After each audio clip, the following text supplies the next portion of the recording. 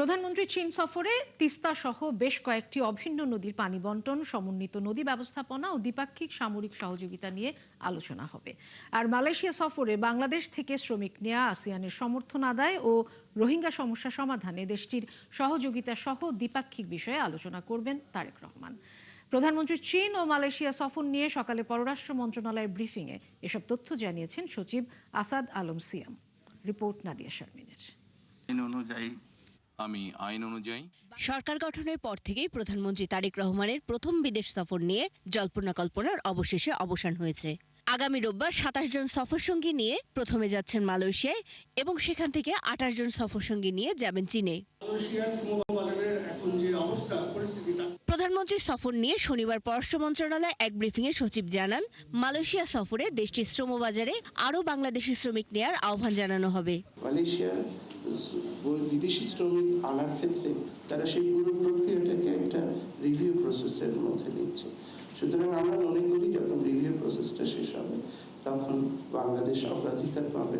আমাদের তরফ থেকে তো অবশ্যই তাদের অনুরোধ করা হবে। আপনারা জানেন আসিয়ানের সাথে আমরা আরসেপ, তারপর সেক্রেটারি ডায়ালগ পার্টনারের সাথে সংযুক্ত হতে যাচ্ছি। সুতরাং ওই সম্পর্কটাও মালয়েশিয়ার আমরা ব্যবহার করতে চাই আসিয়ান নেটওয়ার্ক করার জন্য। রোহিঙ্গার ক্ষেত্রে আসিয়ান এবং বিশ্বব্যাপী মালয়েশিয়া একটা আমাদের জোরালো সমর্থক। সুতরাং ওই বিষয়গুলোই আরো আলোচনায় আসবে। রোববার কুয়ালালামপুর পৌঁছে পরদিন দেশটির প্রধানমন্ত্রী আনোয়ার ইব্রাহিমের সাথে বৈঠকের পাশাপাশি সেখানকার ব্যবসায়ী ও বিনিয়োগকারীদের সাথে আলোচনা করবেন তারেক রহমান। বিদ্যমান সম্পর্ক আরো গভীর এবং বিস্তৃত হবে বলে আমরা আশা করছি। ভূ রাজনীতি ও আঞ্চলিক রাজনীতির কারণে চীন বাংলাদেশের কাছে গুরুত্বপূর্ণ। তাই পররাষ্ট্র সচিব জানান, বেইজিং সফরে ১৭টি চুক্তি ও সমঝোতা স্মারক সই হবে। আলোচনা হবে তিস্তা সহ বিভিন্ন অভিন্ন নদীর সমন্বিত পানি ব্যবস্থাপনা নিয়েও। তিস্তাতে আলোচনা হবে বলে আমি ধারণা করি। আমরা তো দুর্বসের প্রসঙ্গ, সেছাড়া অন্যান্য নদী ব্যবস্থাপনা বা ওয়াটার ম্যানেজমেন্টের ক্ষেত্র থেকে আরো আলোচনা বিস্তৃত হবে। থাকবে সামরিক সহযোগিতার আলোচনাও। দ্বিপাক্ষিক সামরিক সহযোগিতা যেটা আছে সেটা নিয়ে আলোচনা করব। ২০২২ সালে চীনের প্রেসিডেন্ট শি জিনপিং এর বৈশ্বিক উন্নয়ন উদ্যোগে বাংলাদেশকে যুক্ত হবার প্রস্তাব দেয়া হলেও এতদিন তা আটকে ছিল। প্রধানমন্ত্রীর সফরে তার বৈশ্বিক ৪ উদ্যোগ নিয়েও আলোচনা হবে। সে ৪টি বৈশ্বিক উদ্যোগে যোগ হওয়ার বিষয়টা আমরা মোটামুটি কনসিডার করছি, যোগ দিচ্ছি না। তবে নিশ্চিত করে বলতে পারি প্রেসিডেন্ট শি যে বিশ্ব নিয়ে নতুন চিন্তা ভাবনা করছেন সেটাকে আমরা মনে করি প্রশংসনীয়। এছাড়া ২৩ জুন বিশ্ব অর্থনৈতিক ফোরামের বার্ষিক সম্মেলনে অংশ নেবেন প্রধানমন্ত্রী তারেক রহমান। অংশ নেবেন একটি বিনিয়োগ ফোরামেও। Climate leadership in the shifting global landscape শীর্ষক একটি অধিবেশনে প্রধান বক্তা হিসেবে বক্তব্য রাখবেন। নাদিয়া শারমিন, ৭১, ঢাকা। সাবেক আইজিপি বেনজির আহমেদকে দেশে ফিরিয়ে নিতে সংযুক্ত আরব আমিরাতে চিঠি পাঠানো হয়েছে বলে জানিয়েছেন স্বরাষ্ট্রমন্ত্রী সালাউদ্দিন আহমদ। দুপুরে সচিবালয়ে পুলিশ সদস্যদের পুরস্কার প্রদান অনুষ্ঠানে তিনি এ তথ্য জানান। তার দাবি, পুলিশ আগের চেয়ে অনেক সক্রিয়। মোহাম্মদপুরে সন্ত্রাস দমনে সরকারের পরিকল্পনাও জানান মন্ত্রী। মোহন ইসলামের প্রতিবেদন। ১২ ফেব্রুয়ারি নির্বাচনে ক্ষমতায় এসে পুলিশ বাহিনীকে সক্রিয় করার চেষ্টা করছে বিএনপি সরকার। তবুও দায়িত্ব পালনে শারীরিক হেনস্থা, মবের শিকার বা সন্ত্রাসী হামলার শিকার হতে হচ্ছে তাদের। তারপরও আইনশৃঙ্খলা নিয়ন্ত্রণে কাজ করে যাচ্ছে পুলিশ। সাহসী কাজের জন্য ১৫ পুলিশ সদস্যকে শনিবার পুরস্কৃত করল স্বরাষ্ট্র মন্ত্রণালয়।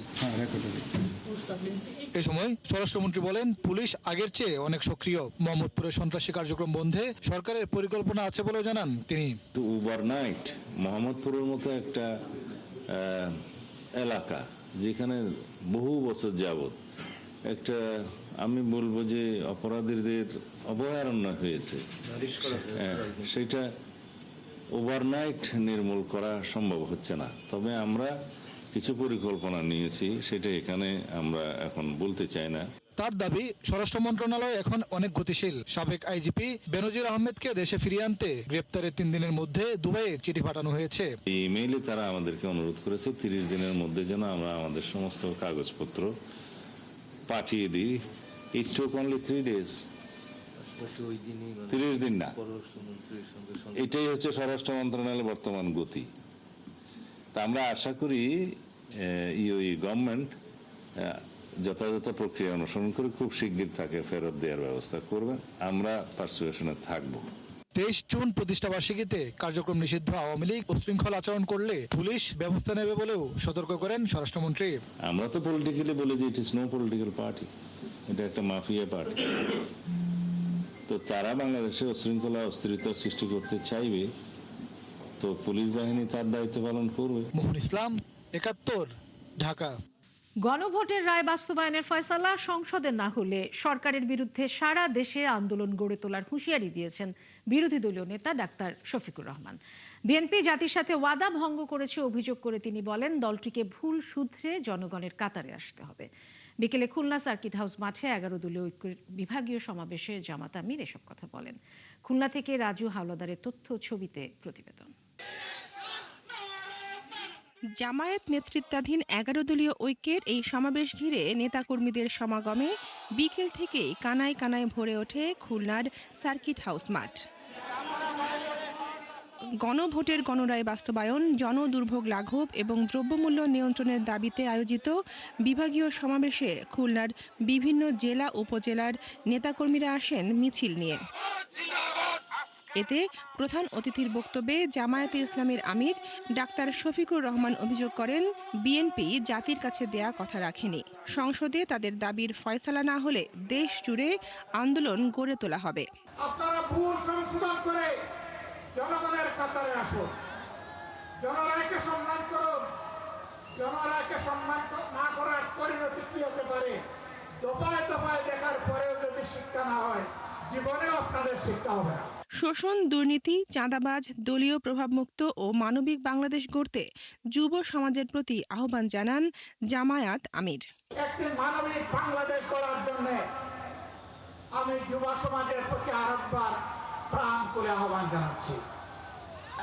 দল কানাদের বিরুদ্ধে, চাঁদাবাজদের বিরুদ্ধে, দুর্নীতিবাজদের বিরুদ্ধে, আমার শিশুর সন্তান যেখানে সেই দর্শকদের বিরুদ্ধে। এ সময় জোটের নেতারা বলেন, ৭০ ভাগ মানুষের দেয়া গণভোটের রায় বাস্তবায়ন না হলে বিএনপি বেশি দিন ক্ষমতায় থাকতে পারবে না। যখন নির্বাচনের প্রচারণা নেমেছিল, আপনারা দেশের জনগণ সাক্ষী, প্রথমে তারা তলে তলে না ভোটের পক্ষে ক্যাম্পেইন শুরু। এদিকে বাগেরহাট থেকে সমাবেশে আসার পথে নেতাকর্মীদের উপর হামলা করা হয়েছে বলে অভিযোগ করেছেন জামায়াতের সেক্রেটারি জেনারেল মিয়া গোলাম পরোয়ার। বনশ্রী হালদার, ৭১। শিক্ষার্থীদের লেখাপড়ার পাশাপাশি গান, বাজনা, খেলাধুলা ও সংস্কৃতি চর্চায় পারদর্শী হয়ে শক্তিশালী দেশ গড়ার অংশীদার হওয়ার আহ্বান জানিয়েছেন প্রধানমন্ত্রী তারেক রহমান। বিকেলে রাজধানীর আর্মি স্টেডিয়ামে প্রাথমিক বিদ্যালয় গোল্ড কাপ ফুটবল টুর্নামেন্টের চূড়ান্ত পর্বের খেলা ও পুরস্কার বিতরণী অনুষ্ঠানে যোগ দিয়ে তিনি কথা বলেন। এ সময় প্রধানমন্ত্রী জানান, আগামী বছর থেকে প্রাইমারি স্কুল পর্যায়ে প্রাইমারি মিনিস্টার গোল্ড কাপ এবং হাই স্কুলে গোল্ড কাপ টুর্নামেন্ট চালু করা হবে। শিশুদের সবুজ মাঠে খেলার সুযোগ করে দেওয়ার প্রতিশ্রুতি বাস্তবায়নের কাজ চলছে উল্লেখ করে তিনি বলেন, নতুন নতুন খেলার মাঠ করা হবে। প্রধানমন্ত্রী জানান, গত 2.5 মাসে 65,000 শিক্ষা প্রতিষ্ঠানের 22 লাখ শিক্ষার্থী গোল্ড কাপে অংশ নিয়েছে, যা একটি বিশ্ব রেকর্ড। শিক্ষার্থীদের লেখাপড়ার পাশাপাশি ক্রীড়া ও সাংস্কৃতিক অঙ্গনে ভূমিকা রাখতে সব ধরনের সহায়তার আশ্বাস দেন তারেক রহমান। তোমাদেরকে শুধু কিন্তু খেললে চলবে না। তোমরা যারা আজকে এখানে খেলেছো, তোমরা যারা আজকে গ্যালারিতে আছো, আমি জানি তোমাদের মধ্যে অনেকে আছে যারা যেমন খেলতে পারো, যেমন পড়ালেখা করতে পারো, একই সাথে তোমাদের অন্য কোয়ালিটিসও আছে। যেমন কেউ ভালো গান গাইতে পারো অথবা গান গাবার ইচ্ছা আছে, কেউ ভালো বাজনা বাজাতে পারো, কেউ ভালো কবিতা আবৃত্তি করতে পারো, কেউ ভালো কোরআন কেরাত প্রতিযোগিতা করতে পারো। আছো না তোমরা? আমি চাই তোমরা হচ্ছে বাংলাদেশের ভবিষ্যৎ। আমি চাই বাংলাদেশের তোমরা যারা ভবিষ্যৎ, তোমাদের যত বন্ধু আছে তোমরা সবাই শুধু খেলাধুলা না, খেলাধুলার পাশাপাশি পড়ালেখা বলো, কালচার বলো, সব কিছুতে তোমাদেরকে পারদর্শী হতে হবে। পারবে? তোমরা যদি সব কিছুতে নিজেদেরকে পারদর্শী করতে পারো, তাহলেই কিন্তু আমরা একটা সুন্দর বাংলাদেশ, একটা স্ট্রং বাংলাদেশ আমরা গড়ে তুলতে পারবো। আন্তর্জাতিক অপরাধ ট্রাইব্যুনালে বিচার কাজে স্থবিরতা দেখা দিয়েছে বলে মন্তব্য করেছেন সুপ্রিম কোর্টের আইনজীবী শিশির মনির। তবে চিফ প্রসিকিউটর বলছেন, মানবতা বিরোধী অপরাধের বিচার প্রক্রিয়ায় স্বচ্ছতা ও নিরপেক্ষতায় সর্বোচ্চ গুরুত্ব দেওয়া হচ্ছে। সুপ্রিম কোর্ট রিপোর্টার্স ফোরামের বার্ষিক সাধারণ সভায় তারা এসব কথা বলেন। এ সময় মামলা জট নিয়ে অ্যাটর্নি জেনারেল বলেন, প্রচলিত ব্যবস্থায় জট কমানো সম্ভব নয়। বিস্তারিত জানাচ্ছেন মাইনুল মারুফ। জুলাই হত্যাযজ্ঞে মানবতাবিরোধী অপরাধের মামলায় এরই মধ্যে 4টি মামলার রায় হয়েছে, যেগুলো এখন আপিল বিভাগে চূড়ান্ত নিষ্পত্তির অপেক্ষায়। রায়ের জন্য অপেক্ষমান আরও 3টি। শনিবার সুপ্রিম কোর্ট রিপোর্টার্স ফোরামের বার্ষিক সাধারণ সভায় উঠে আসে আন্তর্জাতিক অপরাধ ট্রাইব্যুনালের মামলাসহ বিচার বিভাগের বিভিন্ন বিষয়। আগে যেখানে জোর করে আইনজীবী শিশির মনির বলেন, সরকার পরিবর্তনের পর ধীরগতিতে চলছে ট্রাইব্যুনালের বিচার কাজ। জুলাইয়ের বিচারটা কেন যেন স্লো হয়ে গেছে। যে এভিডেন্সেসগুলো এখনো আছে, এই এভিডেন্সেসগুলো এখনো লাইভ আছে। সেই এভিডেন্সেসগুলোকে এখন অ্যানালাইসিস করলে যত সহজ হবে, সময় যত যাইতে থাকবে, অনেক এভিডেন্সই আস্তে আস্তে ডিসঅ্যাপিয়ার হতে থাকবে এবং অপ্রাসঙ্গিক হয়ে যেতে পারে। তবে চিফ প্রসিকিউটর জানান, জুলাই গণঅভ্যুত্থানে মানবতাবিরোধী অপরাধের বিচার প্রক্রিয়ায় স্বচ্ছতা ও নিরপেক্ষতা নিশ্চিত করা হচ্ছে। প্রত্যেকটি মামলা আমি পুঙ্খানুপুঙ্খভাবে চেষ্টা করছি যাতে সঠিক রিপোর্টটা আসে। আমি চেষ্টা করব যে একটি অভিযোগও যাতে প্রতিহিংসামূলক না হয়, একটা অভিযোগও যাতে ভুয়া না হয়, এবং একটি অভিযোগও যাতে বিতর্কের জন্ম না দেয়। আমাদের যে গতিতে বিচার চলছে, এর চেয়ে গতি আরও যদি বাড়ানো হয়, তাহলে আপনারাই কিন্তু পরে বলবেন যে এটা কি জাস্টিস হারিড হয়ে যাচ্ছে কিনা। এ সময় আইনজীবী নেতারা বিচার বিভাগের স্বচ্ছতা নিশ্চিতে সাংবাদিকদের ভূমিকা তুলে ধরেন। দলের তরফ থেকে বলেন, সরকারের তরফ থেকে বলেন, একটা মেসেজ দিয়ে দিতে পারেন যে বস্তুনিষ্ঠ সংবাদ প্রকাশে আমাদের সরকারের তরফ থেকে, বিশেষ করে আমাদের মাননীয় প্রধানমন্ত্রীর তরফ থেকে কোনো রকম বাধা বিপত্তি বা কোনো রকম হয়রানি এটা হবে না। অবশ্যই আপনাদেরকে আদালতে প্রবেশ করতে হবে, কারণ বিচার ব্যবস্থার স্বচ্ছতার জন্য সাংবাদিকদের উপস্থিতি অত্যন্ত জরুরি। পরে রাষ্ট্রের প্রধান আইন কর্মকর্তা ব্যারিস্টার রুহুল কুদ্দুস কাজল বলেন, প্রচলিত ব্যবস্থায় মামলা জট কমানো সম্ভব নয়। অপরাধের সুষ্ঠু বিচার ও তা কার্যকর না হলে আশ্বস্ত হবে না জনগণ। বাংলাদেশে প্রচুর মামলা অনিষ্পন্ন অবস্থায় আছে এবং আমি সবসময় যে কথা বলে থাকি, প্রচলিত ধারায় প্রচলিত বিচার ব্যবস্থায় যদি আমরা বাংলাদেশে মামলার স্তূপ কমাতে যাই, সেটা কখনোই সম্ভব না। প্রচলিত ব্যবস্থায় যদি আমরা কোনো কারণে সব মামলায় নিষ্পত্তি করতে চাই, সেটাও সম্ভব না। অপরাধ যদি কোনো কারণে তার সুষ্ঠু বিচার না হয়, সাধারণ মানুষ যদি সেই বিচারটির যদি ফলাফল দেখতে না পায়, তাহলে আপনি যত বিচারই বলেন না কেন, সাময়িকভাবে এটা হয়তো মিডিয়া সেন্সেশন তৈরি করবে, কিন্তু চূড়ান্ত বিবেচনায় জনগণকে কিন্তু আশ্বস্ত করবে না। বর্তমানে বিচার ব্যবস্থার উপর কোনো রাজনৈতিক চাপ নেই বলেও দাবি করেন অ্যাটর্নি জেনারেল। এমন কোনো রাজনৈতিক চাপ কিংবা এমন কোনো রাজনৈতিক প্রত্যাশা, এমনকি কোনো রাজনৈতিক কথা কেউ আমাকে আজ পর্যন্ত বলেননি। মাইনুল মারুফ, ৭১, ঢাকা। চাঁপাইনবাবগঞ্জের শিবগঞ্জ সীমান্ত দিয়ে ২০ জনকে পুশিনের চেষ্টা ব্যর্থ করে দিয়েছে বিজিবি ও এলাকাবাসী। দুপুরে তাদের ফিরিয়ে দিয়েছে বিএসএফ। এদিকে মেহেরপুর ও কুড়িগ্রাম সীমান্তের শূন্য রেখায় থাকা বাংলাভাষীদের এখন আর দেখা যাচ্ছে না। কুমিল্লার ১০৬ কিলোমিটার দীর্ঘ সীমান্তে টহল বাড়িয়েছে বিজিবি। সহকর্মীদের তথ্য ছবিতে প্রতিবেদন। শনিবার ভোর চাঁপাইনবাবগঞ্জের শিবগঞ্জ উপজেলার চৌকা সীমান্ত দিয়ে ২০ জনকে পুশিনের চেষ্টা চালায় ভারতীয় সীমান্তরক্ষী বাহিনী বিএসএফ। সেই চেষ্টা ব্যর্থ করে দেয় বিজিবি। ৫৯ বিজিবি ব্যাটালিয়নের অধিনায়ক লেফটেন্যান্ট কর্নেল তাজুল ইসলাম চৌধুরী জানান, ৫ জন পুরুষ, ১১ জন নারী ও ৪ শিশুকে পুশিনের চেষ্টা করা হয়। টহল দল গ্রামবাসীর সহায়তায় পুশিনের চেষ্টা প্রতিরোধ করে। এলাকার লোকজন জানান, বেলা ১টার দিকে শূন্য রেখা থেকে ওই ২০ জনকে সরিয়ে নিতে দেখা যায়। আমাদের এই বর্ডার দিয়ে প্রায় ২০ জনকে ভারতীয় বিএসএফ পুশিং করছিল আমাদের দেশে। তো আমাদের বিজিবি এটা জানতে পেরে তারা শক্ত অবস্থানে যায় এবং আমাদের সাধারণ জনগণ এবং আমরাও এটার প্রতিবাদ করি। ৬টার সময় আমরা জানতে পারি যে ভারত বিএসএফ বাংলাদেশের লোক পুশিং করছে। সেই সময় জানতে পেরে আমরা এখানে এসে প্রতিরোধ করি। আমরা ভারতের লোক বাংলাদেশের পুশিং হতে দেব না। মেহেরপুর সদর উপজেলার বুড়িপোতা সীমান্তের শূন্যরেখার কাছে শুক্রবার থেকে অবস্থান নেওয়া ৪ জনকে শনিবার সকাল থেকে দেখা যাচ্ছে না। কুড়িগ্রামের রৌমারী সীমান্তে ৬ দিন ধরে অবস্থান নেওয়া বেলাল হোসেন ও সুমি আক্তার দম্পতি এবং তাদের ২ সন্তানকেও এখন দেখা যাচ্ছে না। এদিকে দেশের বিভিন্ন সীমান্তে পুশিনের কারণে কুমিল্লা সীমান্তের ১০৬ কিলোমিটার এলাকায় টহল বাড়িয়েছে বিজিবি। কুমিল্লা ব্যাটালিয়ন ১০ বিজিবি দায়িত্বপূর্ণ ৯৬ কিলোমিটার এলাকায় আমরা ইতিমধ্যে সকল ধরনের পুশিং প্রতিরোধে সকল ধরনের প্রস্তুতিমূলক ব্যবস্থা নিয়েছি। কুমিল্লা জেলার 106 কিলোমিটার সহ ব্রাহ্মণবাড়িয়া ও ফেনী জেলার মোট 327 কিলোমিটার সীমান্ত কুমিল্লা বিজিবির অধীনে রয়েছে। হাসান আহমেদ, ৭১। টাঙ্গাইলের মধুপুরে পরিত্যক্ত গর্তে পড়ে যাওয়া ছাগল বাঁচাতে গিয়ে বাবা ছেলে সহ 4 জন মারা গেছেন।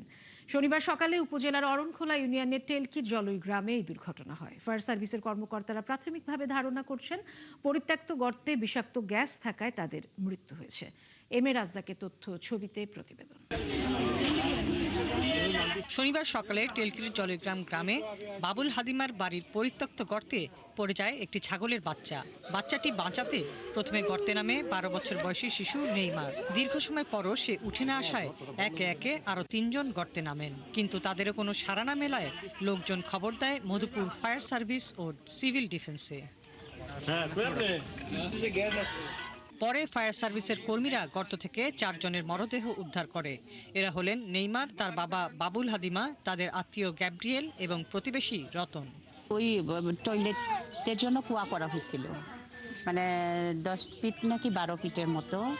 ওই কুয়ার ভিতরে গর্ত, সামনের গর্ত মানে ছোট, মুখটা ছোট, যে রিং বসানো হয়েছে, হ্যাঁ, ভিতরে এলো এইভাবে করা হয়েছে, মানে সুরুঙের মতো না। ছাগলের বাচ্চা গর্তই পড়ছে, তারপর ওই বাচ্চাটা তুলবার যাইয়া ওই যে একজনের পর একজন যায় মারা গেছে। মধুপুর থানার ভারপ্রাপ্ত কর্মকর্তা AKM ফজলুল হক জানান, এরই মধ্যে পুলিশের একটি দল ঘটনাস্থল পরিদর্শন করেছে।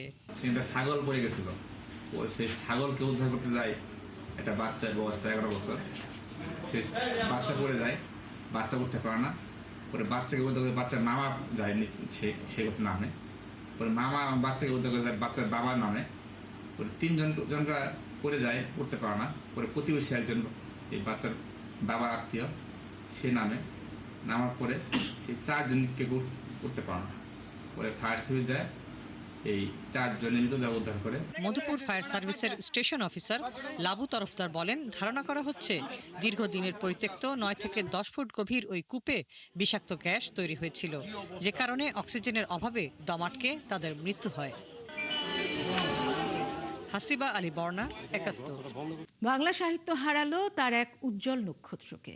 21 পদকপ্রাপ্ত কবি, সাংবাদিক, বুদ্ধিজীবী ও বীর মুক্তিযোদ্ধা আল মুজাহিদি শুক্রবার মৃত্যুবরণ করেছেন। শনিবার রাষ্ট্রীয় মর্যাদা ও সর্বস্তরের মানুষের শ্রদ্ধা ভালোবাসার মধ্য দিয়ে সম্পন্ন হয়েছে তার শেষ বিদায়। কবির শেষ যাত্রা ও তাঁকে ঘিরে মানুষের আবেগের গল্প নিয়ে প্রতিবেদন করেছেন সবুজ মাহমুদ।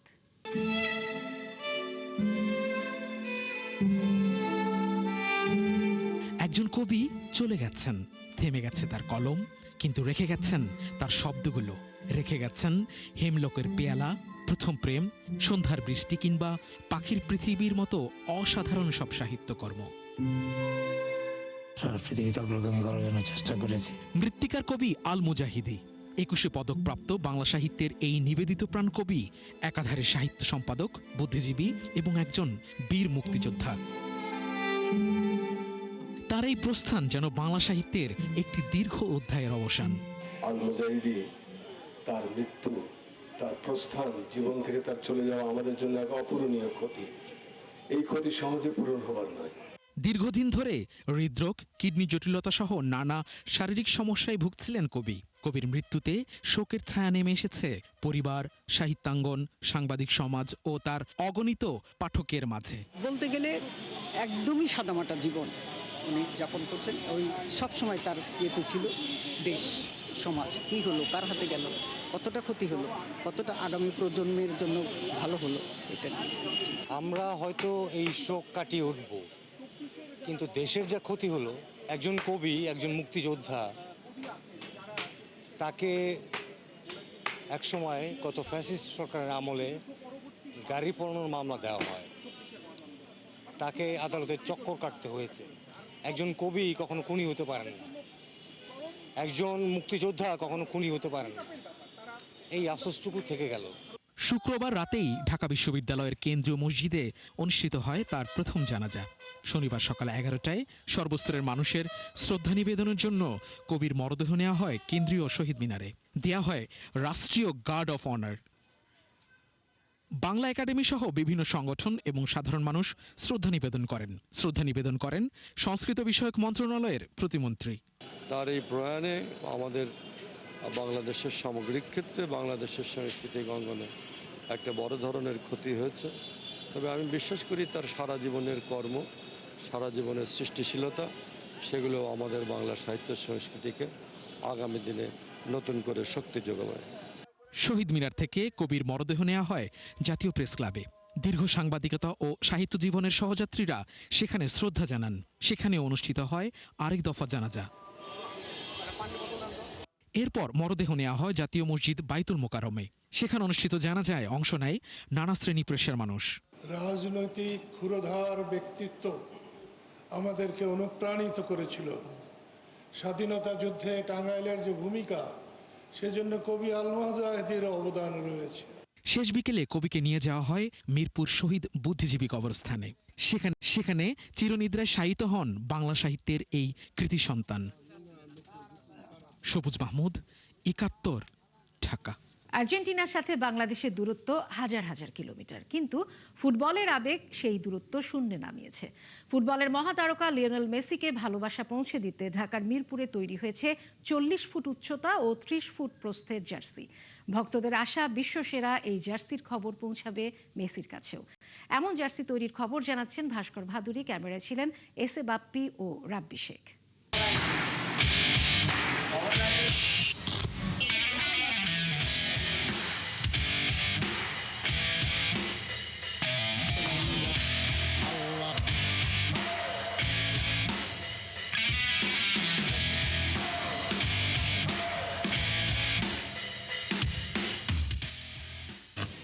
না, এটি কোনো যুদ্ধের প্রস্তুতি নয়। ফুটবলের মহাতারকাকে ভালোবাসা পৌঁছে দিতেই তার পাগল ভক্তদের চেষ্টা। আর্জেন্টাইন ভক্তরা তো সারা পৃথিবীতেই পতাকা তৈরি করেছে। তাই মিরপুরের এই মেসি ভক্তদের মাথায় এলো নতুন এক বুদ্ধি। তারা বানাবেন মেসির জার্সি, আর সেই জার্সি হতে হবে বিশ্বসেরা। শুরুটা অসম্ভব মনে হলেও 7 দিনের চেষ্টায় তৈরি হলো 40 ফুট বাই 30 ফুটের মেসির জার্সি। জার্সি তো তৈরি হলো, এবার তা সবাইকে দেখাতে হবে। তাই 2টি ভবনের সাথে সংযোগ তৈরি করে 9 তলা সমান উচ্চতায় টানানো হলো দ্য রিয়েল কিং মেসির জার্সি। জিনিসটা যাই হচ্ছে 1 থেকে 1.5 মাসের একটা প্ল্যানিং থাকে এর পেছনে। তো এরপরে হচ্ছে আমরা যখন একটা জায়গায় ফিক্স করতে পারি একটা কারখানায়, আমরা যখন জানতে পারি যে সেই কারখানার মালিক যিনি আছেন তিনিও আর্জেন্টাইন ফ্যান, আমাদের মতো পাগলা একজন ভক্ত, তো উনিও আমাদের এই জিনিসটাকে খুবই আগ্রহ সহকারে এবং উনি নিজে থেকে অনেকটা গুরুত্ব সহকারে এই জিনিসটি আমাদের কাছে মানে ডেলিভার করেছেন। এবং এটি বানাতে যখন সুইংয়ে চলে যায়, মেজারমেন্ট আমরা যখন করি, তখন সুইংয়ে যাওয়ার পরে তখন হচ্ছে 7 থেকে 8 দিন সময় লাগে। এমন জার্সি তৈরির পর ইব্রাহিমপুরের সড়কটি মেসি রোড নামেও পরিচিতি পাচ্ছে। যারাই পথ ধরে যাচ্ছেন একবারের জন্য হলেও তারা থামছেন জার্সি দেখতে। আমাদের প্রতিপক্ষ ব্রাজিল দল, যে আমাদের বড় ভাইরা যারা আছেন আমাদের এলাকার, তারা আসলে জার্সিটা বানাইছিল ব্রাজিলের আরও 2 বিশ্বকাপ আগে থেকেই তারা এগুলো করে আসছিল। তো তাদের অনুসরণ করেও কিছুটা আমরা করছি, কিন্তু তারপর আমাদের নিজেদের একটা প্ল্যান ছিল যে আমরা আসলে এবছর জার্সিটা তৈরি করব। গতকালকে আর্জেন্টিনা থেকে একজন আসছে, উনি বেসিক্যালি ট্রাভেল ব্লগ করে, অথবা বিভিন্ন জার্নালিজমে যুক্ত আছে। তো উনি আসলে খুবই আনন্দ নিয়ে আসছে যে এখানে এসে উনি দেখবে। উনি আসলে খুবই হতবাক হয়েছে যে আমাদের বাংলাদেশি মানুষদের আর্জেন্টিনার প্রতি যে ভালোবাসা, আর্জেন্টিনা ন্যাশনাল টিমের প্রতি যে ভালোবাসা, মেসির প্রতি যে ভালোবাসা, এটা আসলে উনি নিজে সচক্ষে এসে দেখে গিয়েছেন। এই সড়কের একটু সামনে এগুলেই দেখা মিলবে ব্রাজিলের জার্সির। আর্জেন্টাইন উন্মাদনার কারণে কিছুটা চাপে আছে এই এলাকার ব্রাজিল ভক্তরা। 7 দিনের মাঝেই মেসির থেকেও বড় জার্সি তৈরি করতে পারবে বলে আশা ব্রাজিল ভক্তদের। জার্সি কিংবা পতাকার আকার যত বড়ই হোক না কেন, ফুটবলকে ঘিরে বাংলাদেশিদের এই উন্মাদনা পুরো বিশ্বেই ছড়িয়ে যাবে বলে আশা মিরপুরের ইব্রাহিমপুরবাসীর। মেসির কোটি কোটি ভক্ত তো সারা বিশ্ব জুড়ে আছে, তবে এত বিশাল জার্সি বানিয়ে তার প্রতি ভালোবাসা প্রকাশ করার মতো ভক্ত হয়তো শুধু খুঁজে পাওয়া যাবে বাংলাদেশেই। বিশ্বসেরা মেসি এমন আয়োজনের হয়তো খবর নেবেন না, তিনি বাংলাদেশিদের ভাষাও বুঝবেন না, তবে তার প্রতি অন্ধ এই ফুটবল প্রেমীদের আশা লিওনেল মেসি বিশ্বসেরা হিসেবে থেকে যাবেন আজীবন। ভাস্কর ভাদুরী, একাত্তর, ঢাকা। চলছে সংবাদ সংযোগ, সরাসরি সংবাদ অনুষ্ঠান দেখতে চোখ রাখুন ৭১-এর ফেসবুক পেজে এবং সাবস্ক্রাইব করুন ৭১-এর ইউটিউব চ্যানেল। ৭১-এর সাথে